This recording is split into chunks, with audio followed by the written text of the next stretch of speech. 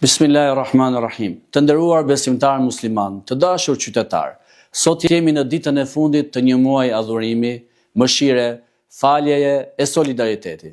Nesër kemi festën e Fitër Bajramit. Kam nderin dhe kënaqësinë t'ju përcjell urimet më të sinqerta me rastin e kësaj feste të bukur. Ramazani ishte një udhtim shpirtëror i përkushtimit, sakrificës dhe afrimit me Zotin. Përmes agjerimit, lutjeve dhe veprave të mira ne forcuam besimin ton dhe ndjenjën e solidaritetit me njëri tjetrin. Fitër Bajrami është festa që na kujton vlerat më të larta njerëzore, mëshirën, dashurinë, faljen dhe ndihmën ndaj atyre që kanë nevojë. Le të jetë kjo ditë një moment gëzimi, bashkimi dhe mirësie për çdo familje shqiptare.